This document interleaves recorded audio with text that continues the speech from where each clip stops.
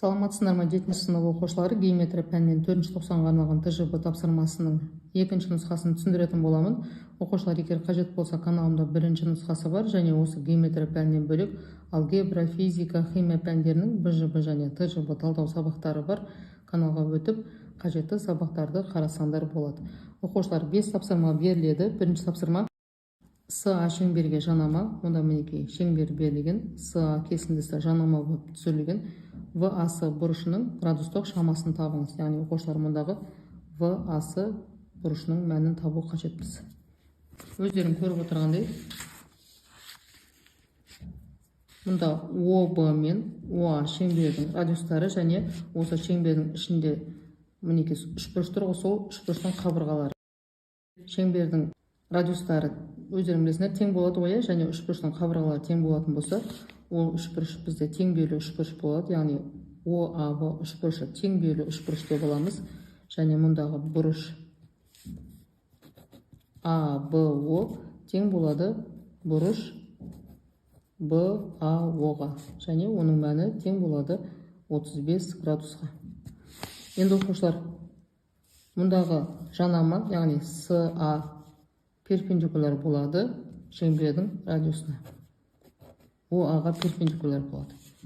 Енді перпендикуляр деген сөз жүретін болса, ол жердегі градус бізде 90 градусқа тең болады. Сонда бұрыш САО тең болады 90 градусқа. ВАС бұрышын табу үшін осы САО бұрышынан азайтамыз бұрыш БАО-ны. Сонда САО бізде 90 градус, азайтамыз БАО 35 градусқа тең.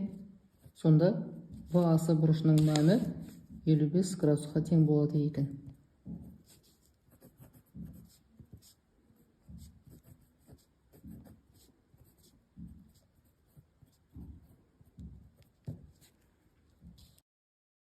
Келесі екінші тапсырмада тең белгілі КЕП үшбұрышы шеңберге іштей сызылған. КП табан қабырғасы шеңбер радиусына тең. КП, КЕ және ЕП доғаларының шамасын табыңыз. Мінекей оқушылар, КЕП тең белгілі үшбұрышы мұндағы шеңберге іштей сызылған. КП мұндағы бізде табаны және осы шеңбердің радиустарына тең, яғни ОК мен ОП радиусына тең болады. Бізге табу керек КП және КЕ және ЕП доғаларының мәні. Ал енді оқушылар, мұнда бізде ОК және ОП радиус ол тең болады тең белгілі үшбұрыштың табанына, яғни КП-ға тең болады. Енді оқушылар, мұнда бізде үшбұрыш ОКП тең қабырғалы үшбұрыш болады екен. Қабырғалар тең болып тұр ғой.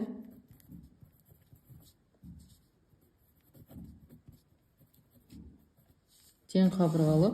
Енді өздерің білесіңдер, кез келген үшбұрыштың ішкі бұрыштарының қосындысы 180 градусқа тең болатын болса, тең қабырғалы үшбұрыштың барлық бұрыштары тең болады. Яғни бұрыш О, бұрыш К және бұрыш П тең болады, және олардың мәні 60 градусқа тең болады.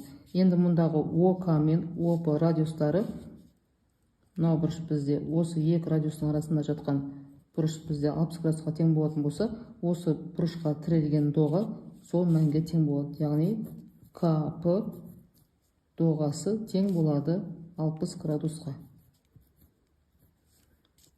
Ал енді оқушылар, өздерің білу керексіңдер, мына шеңбердің ішкі бұрышы, яғни толық бұрышы 360 градусқа тең.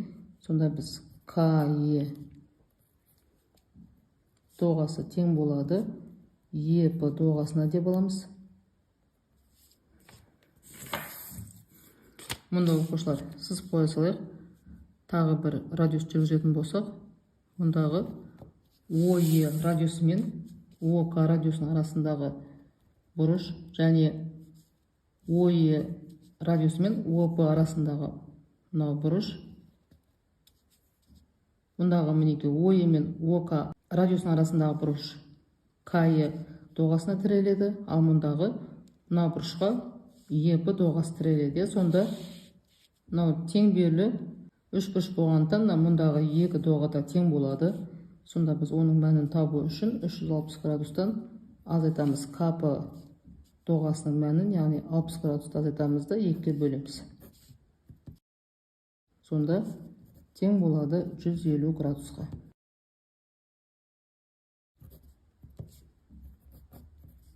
Сонда КП доғасы тең болды 60 градусқа, ал КЕ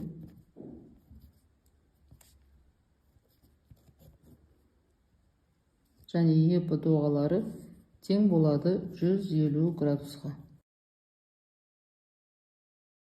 Келесі оқушылар, үшінші тапсырмада центрі О болатын шеңбердің радиусына тең СД хордасына АБ диаметрі перпендикуляр жүргізілген.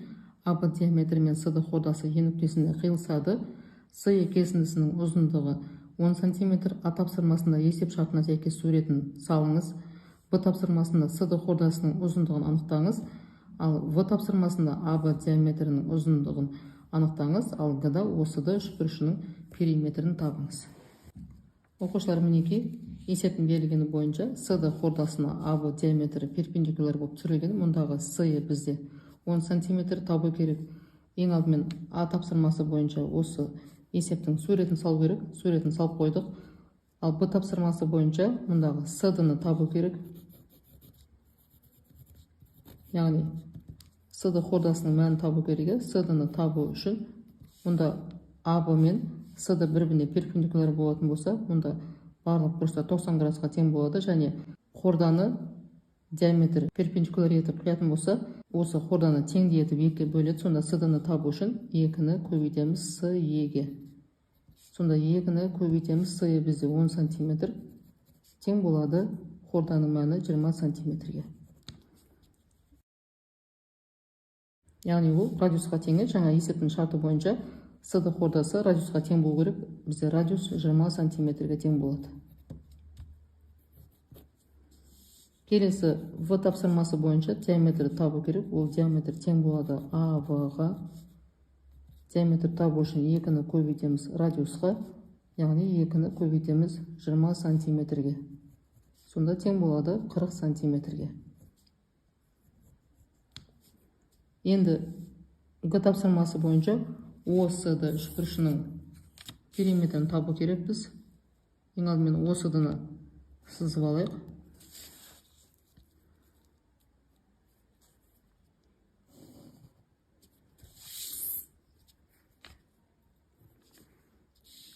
Периметр табу үшін оқушылар өздерің білесіңдер.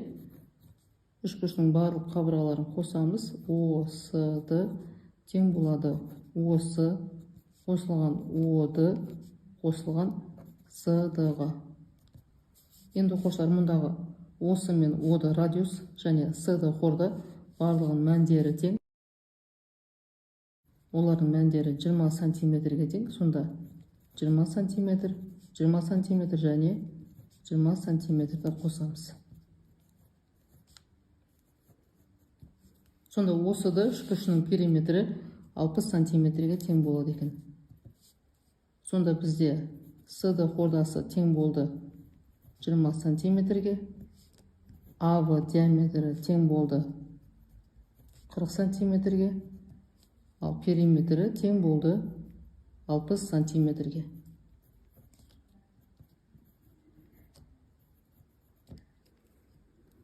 Келесі 4-ші тапсырма. АБС тікбұрышты үшбұрышында бұрышысы 90 градус, АБ 10 см, ВАсы 30 градус. Б нүктесі центр болатындай шеңбер жүргізілсе, ол шеңбердің радиусы қандай болар еді? А тапсырмасында шеңбер асы түзуінің жанаса, Б-да шеңбер асы түзуімен ортақ нүктелері болмаса, ал С-да шеңбер асы түзуімен 2 нүктеде қиылысса. Сонда оқушылар, бізге радиусын табу керек екен. Мінекей АБС тікбұрышты үшбұрыш берілген, бұрышысы 90 градусқа тең, бұрыш ВАсы 30 градусқа тең. Табу керек бізге осы шеңбердің радиусын.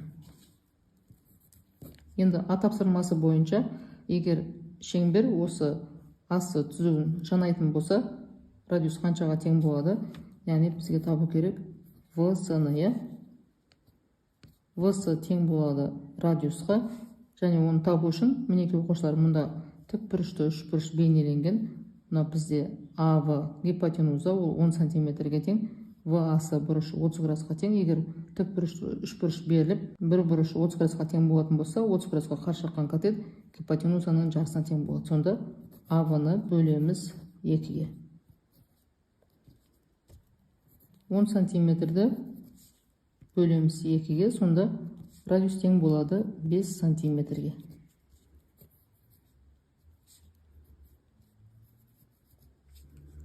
Енді екінші тапсырмасы бойынша мінеки мынау бізде Б тапсырмасының суреті. Мұнда бізде асы түзуін қимайтын болса, яғни қиылысу нүктесі жоқ болатын болса, бұл жерде радиусы 5 сантиметрден кіші болады.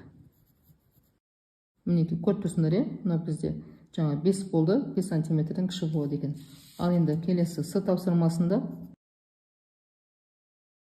шеңбер асы түзуін екі нүктеде қиятын болса, асы түзуін былай сызатын болсақ, сонда бізде шеңбер екі нүктеде қияды. Бұл кездегі радиусы өздерің көріп тұрсыңдар 5 сантиметрден үлкен болады. 5 сантиметрден үлкен, яғни 7, 8, 9 сантиметр болуы мүмкін. Салу есебі берілген бұрыштың биссектрисасын салыңыз. Ең алдымен оқушылар кез келген бұрышты сызып аламыз.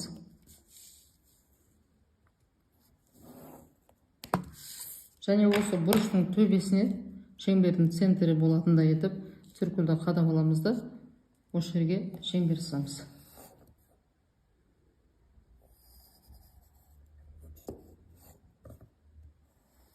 Осы шеңбердің радиусы қаншаға тең болса, осы циркульді өзгертпей, мұнда бұрыштың қабырғаларын қиған нүктелер бар ғой, соны центр етемізді. Мұнда циркульді қадап алып, тағы шеңбер сызамыз.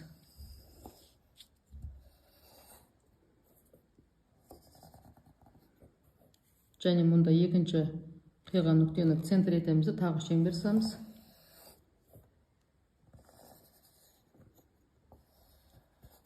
Енді осы шеңбердің қиылысу нүктесін белгілеп алып, осыны бұрыштың төбесімен қосамыз.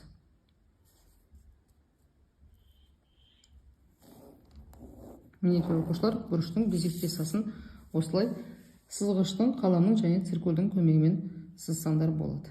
Сонымен оқушылар өздерің көріп отырғандай 5 тапсырманы толық талдап аяқтадық. Түсінбеген сұрақтарың болса комментарийға жазып сұрасаңдар болады. Каналға жазылып өздерінің пікірлеріңді қалдыруды ұмытпаңдар. Сау болыңдар.